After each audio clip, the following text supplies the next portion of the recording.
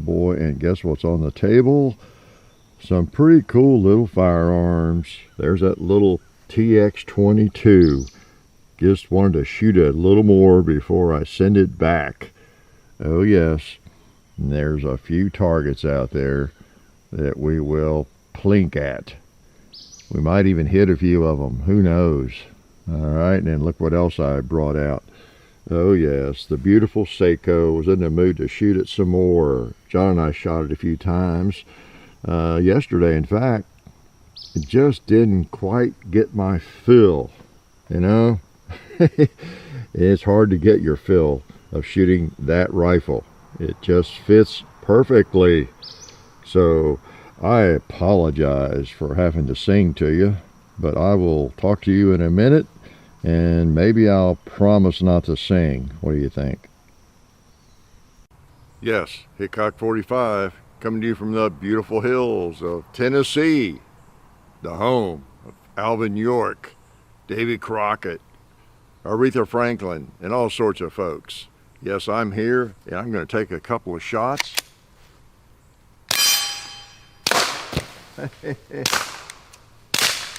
Quiet shots. How about that? Except on the targets, right? And guess what? I finally got a signal over here. You thought you were going to be spared? Maybe you're not. Yeah, there he is.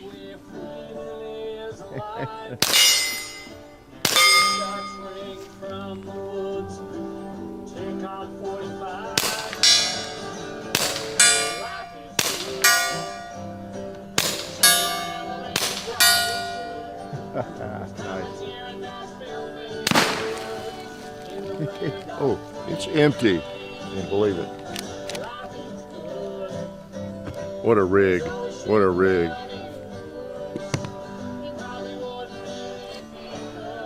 All right, Steve Lee, that's enough singing. All right, some people don't like the song. I guess I don't know if I've talked about that song very much. You know, Steve Lee, big gun guy. You've heard the song I Like Guns, hopefully. Look it up, great song.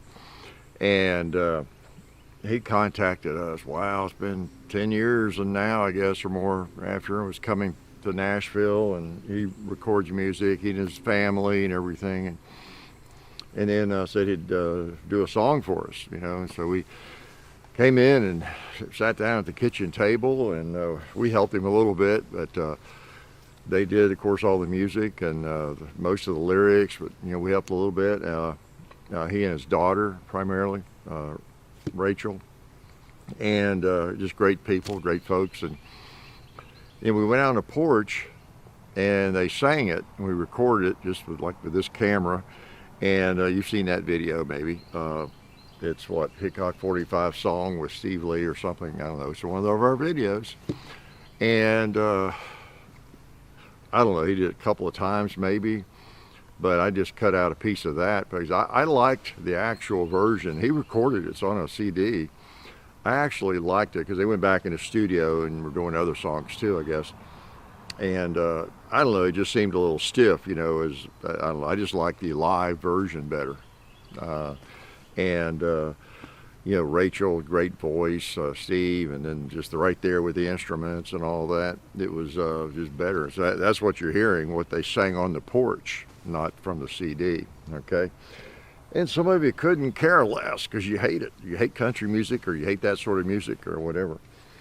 So you probably gagged when I was talking about Bob Dylan last week, right? Oh man, speaking of someone who some people think can't sing, right? It's funny though, I have a lot of comments and messages. People, a lot of you like Bob Dylan. I really figured maybe there wouldn't be that many, but a lot of people just love Bob Dylan. That's good to know. That's good to know. And I'm sure some of you don't, but that's great. That's really neat. And you know, guys sent me interesting pieces about him, or links and interviews and things. And he's a bird. He's a character. There's one interview somebody sent me. They were trying to get him to condemn firearms. And he wouldn't do it. You know, he would say there's not enough guns. There's not enough guns. You know, and stuff like that. he's a character. It's hard to know when he's putting you on and when he's not. But he's from a different planet, though. Can't figure him out. But that was kind of interesting, some of the response to that. And I don't know, what else was I going to do? Well, let me thank the learning. And our good friends Ballistol and Talon Grips, just everybody that helps us. And it makes it possible and keep us going. But so yeah, and then let me go ahead and get this out of the way too. The John reminder, he'll be in Phoenix at 7 p.m. at the JP's Comedy Club, and he's the feature there. So July 16th, all of you be there. Okay. All right. So yeah, I'm shooting the TX22 again. I had this out a few weeks ago. I guess it was 2 weeks ago. So we've had that long, or more, well, longer than that. But I thought I'd give you a little bit of an update. We'll be posting some videos on it. We've been shooting it a fair amount. And I think I talked about it in the Sunday video, where we haven't posted a regular video with it yet, but it's done really fine, really well, just so you'll know. I almost hate to bring it up because I want to buy one, okay? If it tells you anything, I will pick one up, the first one I see, okay? Probably. I mean, no probably will, I just will. I'll buy one. That's the plan. And I need to do it probably fast, because before I brag on it too much, post too many videos on it. But you all know that. I think it's had a pretty good reputation, you know, on YouTube and around the internet for the couple of years it's been out. That's one reason I wanted to take a look at it. But man, I just like it. I like it, and I don't know, it's in some ways, I don't know, it has rekindled my interest in .22 long rifle a little bit. As much as I like my Model 41 Smith & Wesson, which is a really exquisite target pistol, and some other good ones I've shot. I don't know, this thing, it just feels like your average SIG. It has a great grip, or you know, one of your polymer pistols that feels good in your hand. And it just, I think of all the shooting we've done, and we've done a lot with it, we had a couple of rounds not fire due to, I don't know, not a hard enough hit on the rim. And so with .22, you just don't know. .22 rim fire is just bulk ammo. It's about all we've shot. You know, if a round just needs a harder hit or whatever it might be, you know, kind of thing. It's not a defensive round. It's not a big deal.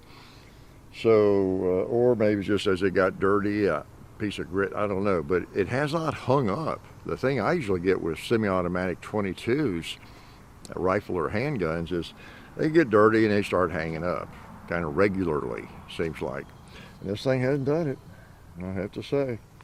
So, and we've been enjoying the, it had a threaded, it has a threaded barrel on it too. I don't think I had the suppressor out. I didn't a couple of weeks ago, but I do today. So let's shoot a couple more. You want to? How about something like, I don't know, a bowling pin. Boom. And a cowboy. Nice. How about this target right here? Put it in the red. Man, look at that accuracy. Man, those two holes are cutting each other. Incredible accuracy. All right, let's hit the coffin. Boom. Isn't that sweet? Let's put the safety on. And just, I'm gonna lay it there, point it down range. I think that's okay. All right. Yeah, I'll load this mag while I'm talking to you here, a little bit about some nonsensical stuff maybe. But it's good to have you out again for Sunday. I enjoy the Sunday shoot around. I got a couple of guns again. This one I have fired a fair amount, but I wanted to just shoot some more before I send it back. Kind of what it is. Before I clean it up and ship it back to Bud's for the e-gunner auction, because I like it, and just want to verify that I want to buy one. And so, as you all know the story on that, we just borrow those. People will make comments about, well, I bet you don't send that one back. And I'm trying to think, when we first started getting help from buds, we would had a kind of a different arrangement. They'd send us a gun, we'd do videos, and we'd keep the gun. We'd do it just every now and then. And but then we changed it. We really suggested, look, we've got a lot of guns. We don't need to keep the guns. Let's just borrow them if that'd work out for you all, and then we get one as often as we want that you have. And we'll send them back. And when it worked out, they wanted to put them on the auction and all that. And so that's what we've been doing for years now. So they go back. Even if I want that, I can't keep it. It would just kind of mess up the arrangement. I do a certificate. Those of you who bought those guns know what I'm talking about. I fill out a certificate authenticating the serial number that the gun you're buying off e-gunner is the gun that we shot in the video and that kind of thing, signing that and everything. I write a note. And so I include, and the target from the video, paper target, I include that in the box. I'll top this one off. I include that in the box with the firearm, that kind of thing. So that's kind of the way that works. Then whatever, I don't even track it. I don't even know. They sell them about the week we post it sometime, and I never really, if it doesn't sell, they'll put it back up another week or something, or whenever they put it up there. 10% of the sale goes to the Second Harvest Food Bank of Middle Tennessee. Okay, so it's a pretty good deal. None of it comes to us. Some of it comes back to Tennessee, to the Second Harvest Food Bank. We just enjoy and appreciate having access to the firearms. Okay, and Bud's is a great supporter of them. So that's how that works. Just a reminder. I mention it quickly sometimes in a video every now and then, and this is a better place to explain things, right? Because I have more time to bore you. In fact, today I thought I would maybe explain how chlorophyll works in these leaves, some scientific, discussions of things like that. Can I shoot this other beautiful rifle? Will you get mad at me for shooting this again? You saw it lying on the table. Okay. I didn't buy this for nothing. I bought it because I like it and love to shoot it. I don't shoot it all that often, but every now and then I get it out. And John and I got it out yesterday. We were messing around doing some videos, and I just had it out. We have a period of time where we have to wait for the sun to get right and the light, and so in fact we came over here and shot it in the shade, and it's just a dream gun. I forget until I shoulder it and look down those sights, and I'm reminded very, very quickly, whoa, this gun fits perfectly in length. My eyes and my head are in exactly the right place. When I pull it up, there's that sight lined up. So I guess that was sort of maybe the genesis for custom rifles. Big game hunters or people that had some means, some resources, some money, in other words, and wanted the perfect rifle. Maybe a Remington 700 is just fine, a Model 70 Winchester is just fine, but if you can afford it and you're really into it, that's what you do. There are custom gun builders and custom stock builders and that sort of thing, even back in the day. Now today, there's so much mix and match, and probably so many different stocks available and different things. The ways to make a production gun, just a mainstream firearm, maybe fit you, just about as well as you need it to. But custom rifles built for people. That's what this one's like to me. I mean, I could not, no matter who it is, I don't know necessarily any custom rifle builders today, but it'd be a wasted effort on my part to have a rifle built. I don't even hunt, but to have a bolt action rifle built, it would not fit any better than this one, So anyway, I always brag on that, but yeah, we get checks from Sako and Taurus, right? That's a joke, new people, okay? I have to be careful with my jokes. I really do. There's a lot of gullible people. Well, some are gullible, but then some just haven't been around long. And so when you don't know somebody, it's harder to know when they're joking and they're serious, right? That's why, as I've said before, in my classroom, my teaching, I could get by with saying anything, really. Someone could record something I said and, man, make me look really bad, probably, if they had wanted to do that. Because out of context, somebody who doesn't know me, didn't know me, and didn't realize I was saying it out of love for all those sweet little kids that I enjoyed so much, then it would make me sound really mean. And I am mean underneath. So, I've got some cool stuff to shoot. Let's shoot this again. Oh, I hadn't shot the rifle. Let's load it. Okay, there's the bullet. 6.5 of 55. You've seen it. All of you folks who enjoy a bolt-action rifle, this is a nice bolt-action rifle. Okay, put it that way. Nothing you need, nothing I need. If you may hunt 100 days out of the year somewhere or more, okay, with a bolt-action rifle, you can get by just fine without a rifle like this. Of course, you might not even like this rifle, but you can at least appreciate probably a nice bolt-action rifle. You notice I ain't too smart, but I was smart enough to make the transition between not needing earplugs and needing earplugs. That would have been easy to forget, wouldn't it? Let's put another bullseye on that. Woo! Blast. That's the blast. That's not the bullet doing that, okay, for new people. Let's shoot that steel target. Let's don't. That's a little close. I moved the table up a little bit here to get the sun off of me. So had to be aware of that. Oh, I wouldn't shoot that anyway. None of the steel at this range. The only steel I'm going to shoot is on that hill over there. Let's just do that, by the way. How about a red plate? How about another red plate? That's sweet. I know you want me to shoot the gong, right?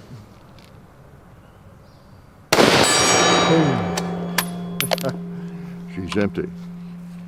So you folks that haven't seen this rifle, you new folks, boy, check it out. It's the Bavarian Model 85 and Sako Bavarian Model 85 Carbine. All right, search the channel there, and we've done a video on this thing, and it is we did a video or two on the full length, the rifle. This one's a carbine, and I told that I won't bore you all with that same story, but at SHOT Show and NRA meeting, I'd see these, pick them up, shoulder them, and say, oh, wow, I didn't know anything like this existed, and fell in love with them. But it was years before I actually bought one. They're a couple $1,000. So I fell in love with them a long time before I actually bit the bullet and made a purchase on one. And so we reviewed the rifle version of it before I bought this one. Did a couple of videos, and it was just a reminder. Yep, gotta do it. No way around it. And so I did. I bought the carbine. And I think we actually have a video to post comparing. Well, we haven't posted that yet, I guess, the carbine with the rifle, full length. We have not posted yet, I believe. So if we've not posted it yet, you've probably not seen it. Okay, sweet. I mean, if I just owned one rifle, centerfire rifle, I'd be happy with that. Although I really like my military surplus rifles. As great as this rifle is, it doesn't have some of those what would you say, characteristic qualities, those undefinable attractions, of a World War I, World War II rifle that was actually used, like an .03 Springfield or something. So those have a special place, a Garand, whatever it might be, right? So what else was I going to talk about? One thing I made a note of, the Tennessee recently passed constitutional carry, although the bill's not perfect by any stretch. Hopefully improve that over the years, but And then so did Texas, and other states are doing that. One of the criticisms that always comes up, well, other than the general public, oh my God, there's going to be people shooting each other, everybody can carry a gun. You know, that happened when the permits started up and everything, and the same ridiculous, nonsensical arguments, you know, on those. But I'm talking about people who, you know, have accepted firearms and maybe have a permit themselves, and maybe especially they have a permit, went through that process. We'll talk about they don't, you know, really like that. I've heard that from a lot of people, that no training, nothing at all. Anybody can carry a gun. It seems a little scary to some people, and they think you should have a permit. Of course, trainers who make income from doing the permit classes, or you know, their opinion is kind of, it's not irrelevant, but they've got a dog in the fight. It'd be like if we were sponsored by Sako, whatever I say about this gun becomes irrelevant, right? Or the Taurus or any firearms company. If we were sponsored by any firearms company, what we say really almost about any firearm then would be irrelevant, you know, especially if it's something in that class or type of gun. So they make their living maybe, or a part of their living doing that. So, okay, so we can't really, sorry. I know some people do that, and good folks, but, you know, it's like if I make my living digging holes with a shovel and there's a bill to outlaw shovels, you know, obviously my opinion is not objective. Although I'd like to quit digging holes, that's a tough career. Digging holes with a shovel, right? So anyway, I just ought to mention some things about it. I could argue either side of it, because you really, first, number one, it really would be good, it would be ideal if anybody who is really carrying a handgun, you're going to carry that thing, even in your car or on your person or anywhere. Even you're going to rely on one around the house, you're going to go out and shoot it, and you are serious about a defensive handgun or any gun. But it really would be great to get some training, save some money. If you can afford that gun, you can afford ammo, you can get basic training, safety training, whatever it's called, a course like the permit course or something similar, for not that much money at all. A few boxes of ammo, do that. I would highly recommend you do that. And then I would recommend you get the next step. Take if you can, a basic pistol class or something, okay? To where you just, goes a little bit beyond the permit class, at least. I mean, you don't have to become a warrior and take something that the Navy SEALs would do. I'm not saying that, but take what you can and what you can afford. You'll be amazed at how much you'll enjoy it, for one thing. You really will. I did the permit class, of course, and I took a pistol class, as I've spoken of, with Reed Hendricks at Valor Ridge. Over a year ago now. And I just thoroughly enjoyed it. It's fun. In addition to learning something, honing your skills and all that, you're going to learn something. I know there are people who are just almost addicted to the training thing, and they just spend all their free time traveling around the country taking different courses. That's probably not necessary, but the reason they are addicted to it and they enjoy it, and I can see myself doing that if I took the time to do it, it'd be fun, is it's fun.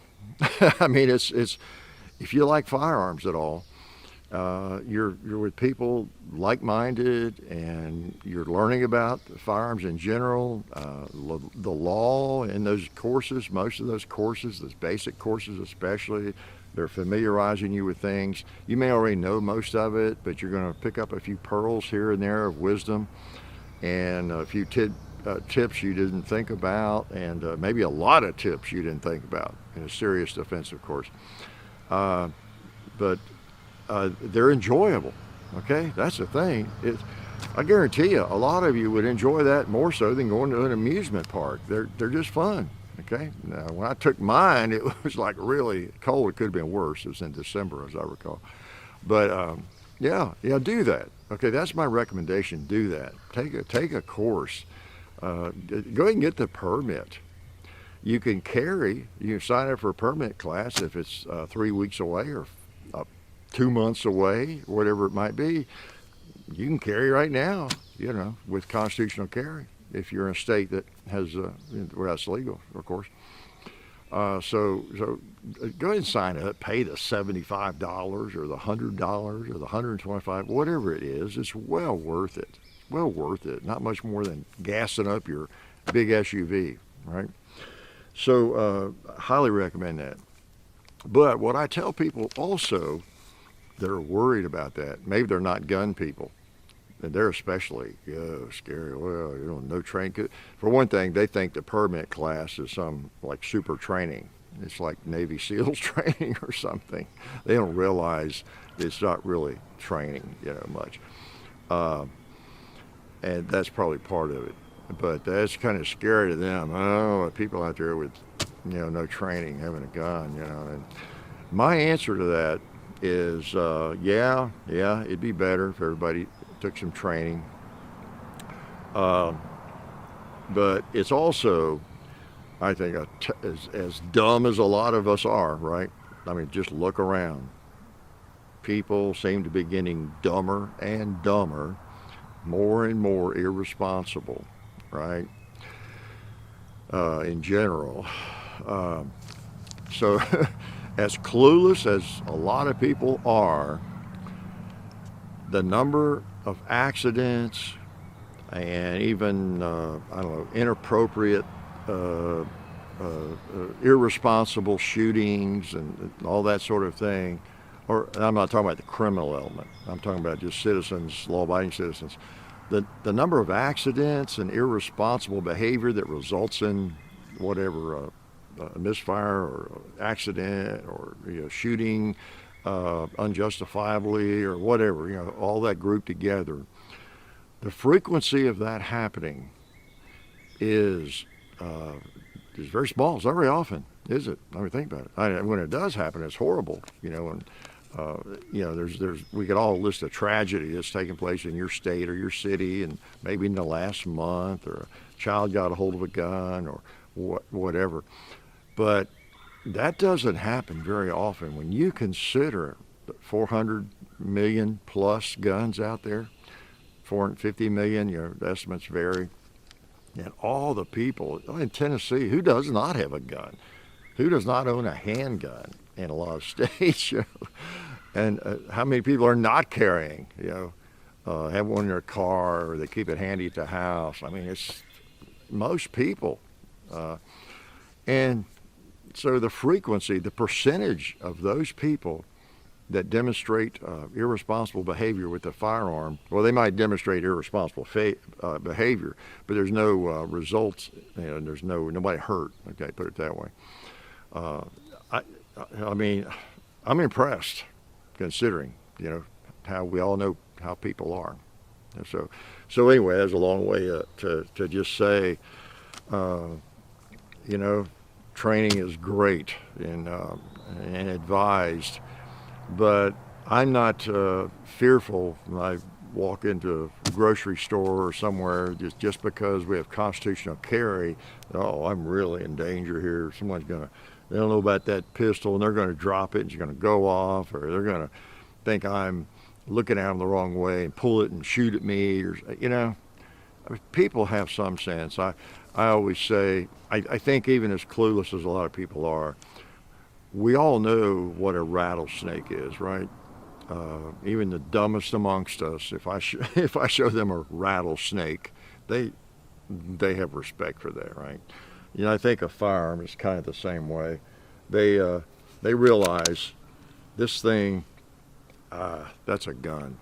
That's a gun. I don't know a lot about it. It's my first one. I'm allowed to carry it now because I live in one of the states where it's not even required to have a permit or whatever.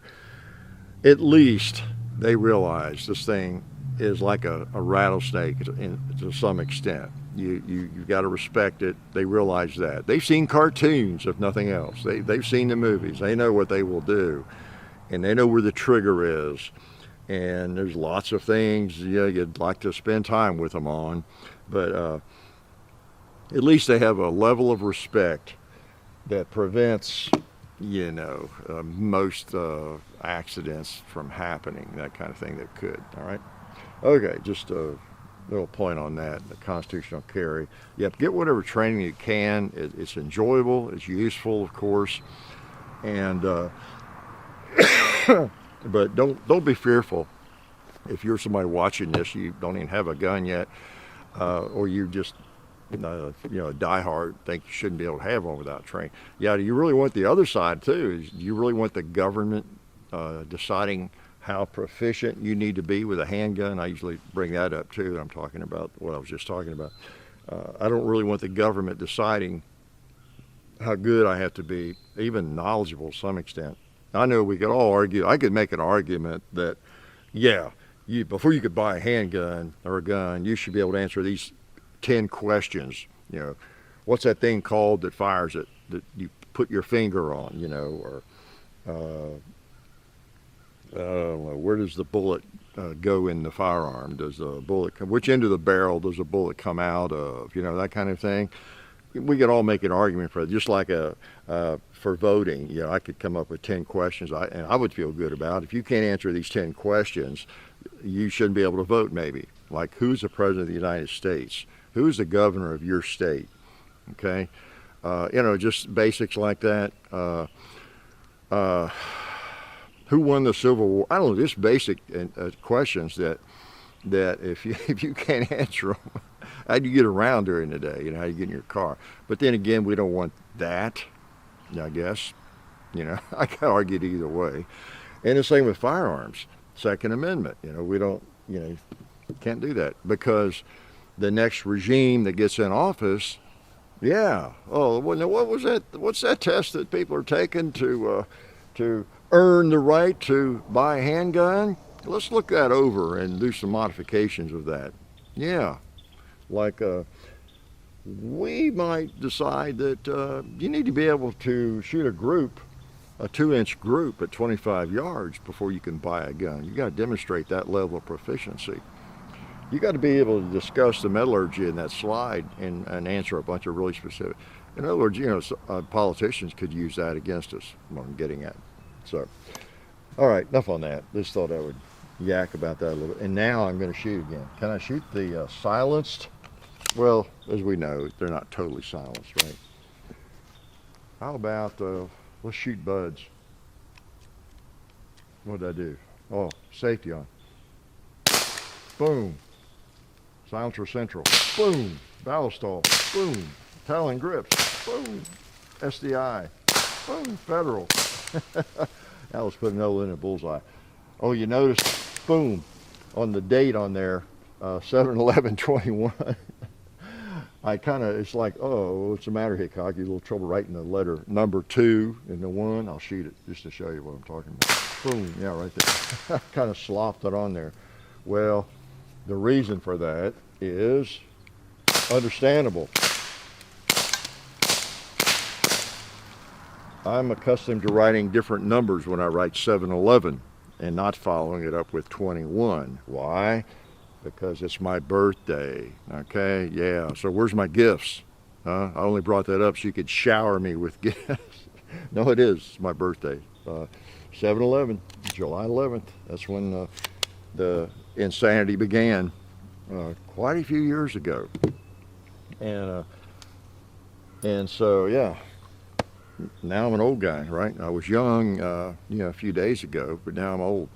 So I don't know how long I'll be able to shoot. I was fine last week, but I don't know, I'm getting older. So just like you are, right? Yeah, the years pass by pretty quickly, especially when you're having fun. They really do. I think when you're not having fun, they might pass by more slowly, right? Like when you're a teenager and you want to be 18 and you want to be 20 so badly. There's no real age I ever really wanted to be.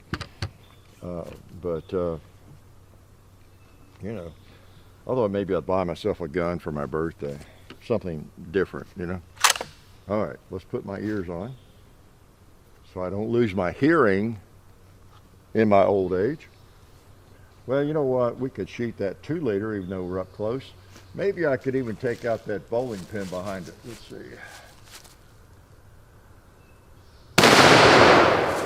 No, didn't do that.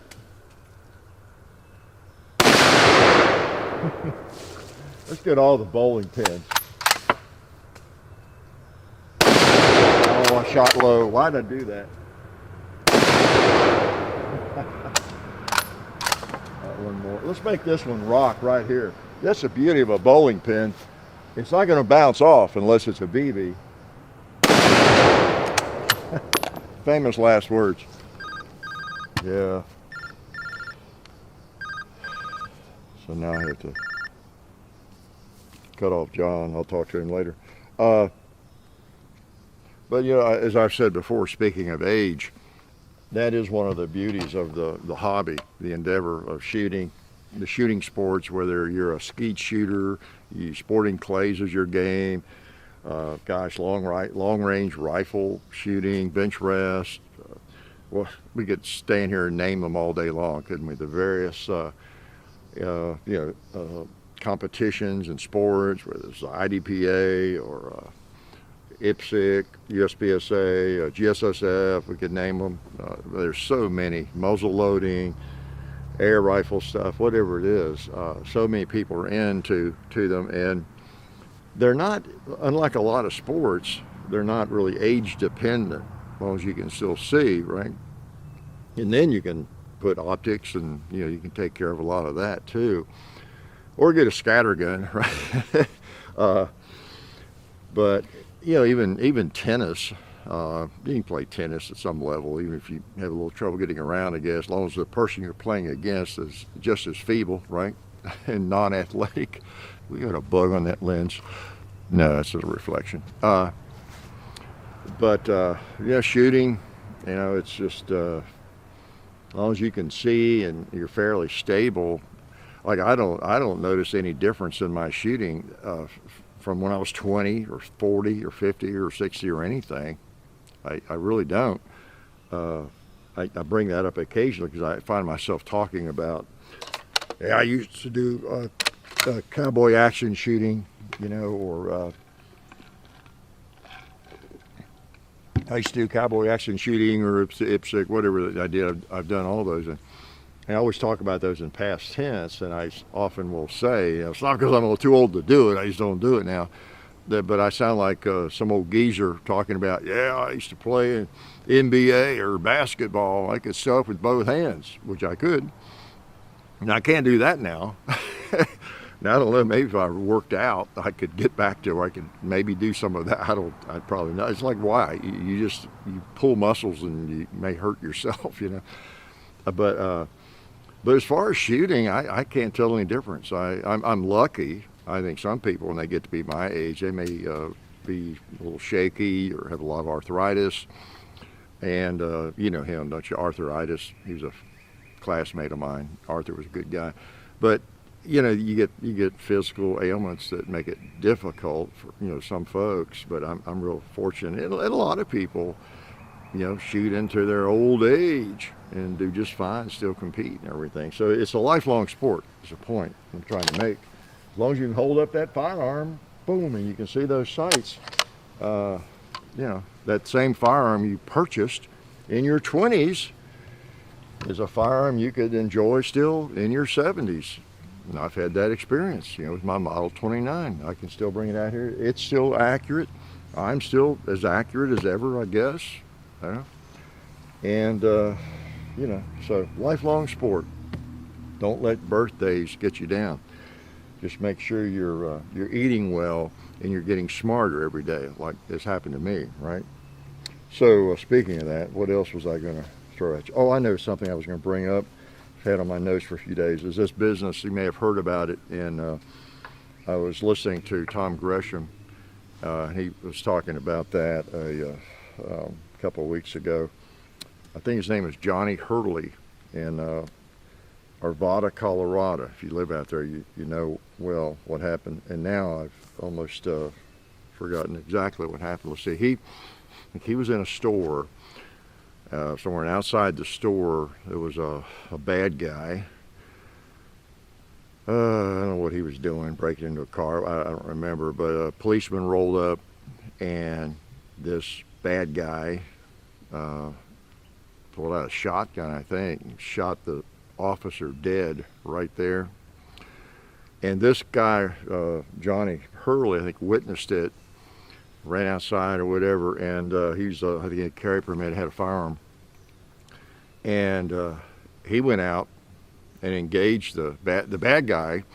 After he shot the officer, as I understand, went to his car and to get an AR-15 out, and actually did. I think he got it out and was holding it. And when Johnny Hurley came out, I'm not sure the exact timing of all that, but Johnny Hurley, who was kind of a hero, he dispatched this bad guy before he could shoot anybody else, because he apparently had really some bad intentions. And so Mr. Hurley finished him off, and he had seen he just killed that policeman. So he intervened and got involved and took care of this guy. But then he apparently he picked up the AR-15, which would be kind of a natural inclination to make sure it's safe, and you don't know if someone's dead or not for sure, or whatever, maybe stunned, and you want to remove the gun from that person's vicinity, I guess. And anyway, here come the cavalry. The police come rolling up, jump out, and of course they know officer down, and they're revved up, of course. And here he stands with an AR in his hand and a policeman lying dead on the ground. They shoot Johnny Hurley dead. Okay, so he's basically a hero, but then he is shot dead. So just a lesson about people with carry permits that we can't emphasize too often. If you ever are involved in a situation, even if you're not maybe you weren't even truly involved, you might have walked in afterwards or something, but the police are not there yet, whatever it could be, and you're just trying to be smart. Well, let me pick up this gun and get it over here, or you're standing there holding it, and it's very likely the police coming hurriedly, all they know is someone's been shot. And here you stand, you're not in uniform, you have no badge, but you have a gun, and someone has been shot. So that's not a good situation to be in. So whether it's your gun or somebody else's, the trainers would advise you differently on that. I'm not sure what they would all say. What I would do is, if it were my gun, I'd put it back in my holster, okay, and make sure my hands are very clear. When the police rolled up, I'd have my hands up probably. You know, I might be on my cell phone with this dispatch if there was time, talking to them, saying, "Look, I'm the guy in the blue shirt." Okay, here I am back. Yeah, you know, I don't have, my remote doesn't work. We upgrade. Just got a newer model of the same camera, and it's the we get this question a lot. It's the Canon XA40. And what we had was the XA30, I guess. And we've always gotten a remote with them, which we don't use that often, but when I'm doing this kind of thing, I do. And this one didn't come with a remote. And I don't know if they just quit offering remote capability. I need to contact them and see about that. But anyway, so like I was, that was John. He's on the road. He had called twice, so I want to make sure it wasn't some emergency or something going on. But more important than me talking in the woods right now. But yeah, so you want to be careful if you're ever involved in anything, or just anytime, whatever it might be. If you know, I mean, think about it. Think about things. If you know that the police are going to be screaming to the scene, and they're going to be adrenaline flowing, for whatever the reason might be, and then as soon as they get there, they're trying to size up the situation. They want to stay alive, and they're trying to save lives and all that. You don't want to be mistaken for a bad guy, okay? Especially, that's what makes that one so horrific, really, because not only was he not the bad guy, he was really the hero of the situation, and no telling how many lives he might have saved right there. So just something to be aware of. And that is another reason that training is so valuable, almost on any level. But the more you get, just the things to think about that you haven't thought about, right? So anyway, and make sure you're staying in touch with your reps. You know, the anti-gunners they're coming after anything they can, of course. And apparently, you know, with the ATF and the head they're trying to appoint, you know, who's basically an anti-gunner. You know, so hopefully you're making your voice known on that and on anything that's going on. If you are a gun owner, you plan to be a gun owner, you don't have to think politics 24 hours a day, but you are thrown into the political arena to some extent. You have to be if you want to keep your firearms and keep the Second Amendment. You have to be active. It's just that simple. There's a constant force against your Second Amendment rights. You know, and if you don't see that, like, what cave are you hiding in, right? Now, some people pretend that's not happening. They don't want to see it because it's their politicians that keep bringing it up, and it's like they just refuse to see that. No, they're not coming for your guns. They're not against the Second Amendment. Right. Just keep ignoring what they say and what they write and how they vote, and that way you can keep believing that, right? So what else? What do I have any advice for young people? What would I know about young people? Well, I was one, yeah. And I still am young relative to someone that's 110. You know, I'm a young people. Well, remember, oh gosh, here I go quoting somebody, I'm not sure. Who was it that said that? Anyway, there are two tragedies in life, okay? Not reaching your heart's desire. The other tragedy is reaching your heart's desire. Some very wise person said that long ago. Don't know whether it was Socrates, Shakespeare, or 22 Plinkshirts. Don't know who it was, but it's really wise advice. It's a piece of wisdom, okay?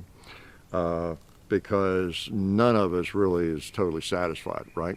Even you get everything you want, you know, there's always more, it's not right, and so in other words, we never really reach our desires totally, right? And the reason I bring that up is I think it's relevant today because there's a large segment of the population, especially young people, who think that they can create a utopia. You know, all we got to do is get that stupid Second Amendment out of here, you know, get rid of the guns, or get these politicians elected, or just whatever it might be. Make sure everybody's woke and then everything will be all right, right? You know, so there is no perfection. You know, people are not perfect, nature's not perfect, and you're just trading one imperfect situation for another, right? And as I always say, I'll take the imperfection of freedom over the huge imperfection of a police state or totalitarianism, right? So you choose your poison, you choose your imperfection, and that's the one I choose. I'll take my chances. You know, it's like the guns, the people having guns, constitutional carry, whatever you want to talk about. Everybody driving on the roads with me or whatever it is. Life is a risk, you know. The freedoms we have just creates a risk. Any of us could be snuffed out this afternoon, but I'll take that risk of freedom. You know, it wouldn't bother me literally if someone, you know, couldn't do this legally, but if someone went to every door in Tennessee and presented that family or whoever in that family a firearm, or the adults in that family a free firearm if they wanted it. Every family in this country, it wouldn't bother me a bit. Not a bit. I don't feel like it would increase my risk at all. You know, why? Because anybody that wants a gun at all can get one. There's 450 million of them. You go buy them anywhere. Guns are around. They're out here. You're not going to change that. And so anybody that wants one, or anybody that has evil intent, they've got one, or they got something else, a baseball bat or knife, or they want to hurt somebody, they can do it. So it wouldn't change a thing, really. They wouldn't change a thing. So, so anyway, there's no perfect world. People are just imperfect, and there's going to be some messy things. You know, it's just the way it is, and some people that are messy and people that have no integrity, and all of them can get their hands on pretty much anything they want to, whether it's drugs, really like heroin or whatever else. If they want it, they can do that. You know, so same with a firearm. So anyway, there's no utopia. Just be aware of that, and don't be striving for one. You ain't gonna reach it, okay? Because you could be really dissatisfied because things aren't perfect. It's these older people, these stupid boomers. Yeah, we could have created a perfect society. Look what they did. Yeah, look what we did. Look what's disappearing. Yeah. How do you like things now? Yeah, getting better, huh? Right? Yeah. Don't think so. So anyway, just some rambling here, and none of it made much sense, but I thought I would share it with you. And I haven't shot for a while. What do you want me to shoot? Which one? Well, here's some ammo in this magazine, so let's plink a little bit with this thing again. Again, the TX22. It's been a good one for us. It might not for you all, but it's been a good one for us. I'm going to shoot this 2-liter right here. And how about that hog? If I shot the hog yet, man, I like this. These suppressors. I guess suppressors have gotten better. These banished suppressors, they don't affect the accuracy. We've had some in the past. Yeah, and I know, Silencer Central is a sponsor, of course. So, whenever you're bragging on one of your sponsors, you take it for what it's worth, right? But I know and I don't even remember the names of who made the ones that we have, and they probably make suppressors where that's not an issue now. But there were times when we'd have a suppressor, and we didn't know much about them, but I mean, you put the gun shoots fine without the suppressor. You put the suppressor on there and bullets are going everywhere. Or you got to adjust the suppressor to get, it's going left and you can, turn as one. I remember you could turn this a little bit and you get the bullet back in the vicinity where you want it. And it just seemed to, so what I've been pleased about are the ones we have from them. It doesn't affect accuracy at all. And it's more fun. For example, I'm going to shoot at the red plate on the left. See if I can hit that thing. I'll probably not be able to hit it after all that lecture there.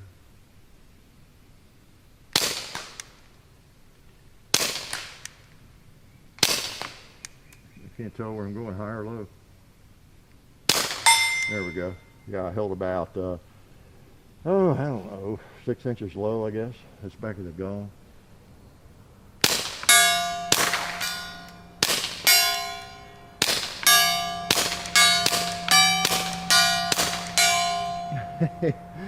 Yeah, that's fun. It's fun. So I've enjoyed that. So I guess that may be the last shot I take with this firearm before it goes back. I'll clean it up and send it back to Bud. Now the suppressor doesn't come with it, of course. And get that back to Bud's. This baby ain't going nowhere except my gun safe. Okay. So beautiful wood. I don't know if all of you, or if some of, not all of you, of course, everybody's different, right? But y'all have seen that firearm, see that wood grain? Walnut, I think, is my favorite wood grain. I like poplar, but walnut is just beautiful, and that is really beautiful because it's just oil. It doesn't have 3 inches of varnish on it, like Browning tends to put on theirs, even though they have beautiful wood. It's almost like a plastic coating, on those things. But that is just beautiful wood. It really is, on top of everything else. So let's load this thing. I saved that orange 2-liter for one of these big bullets. Oh man, sweet. Okay. It's ironic, I guess. This is not even a hunting gun for me, but I like it. All right, let's shoot something. Oh, there's two 2-liters.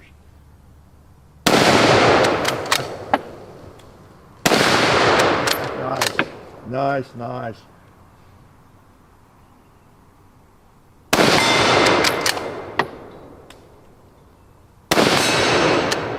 Finish up on the gong. Yep. It's a great way to finish. So two fine firearms and to enjoy on a Sunday shoot around. And while I'm yakking at you. So I've had a good time, and I hope you have. Hope you haven't picked up too many ticks, too many mosquito bites out here in the woods.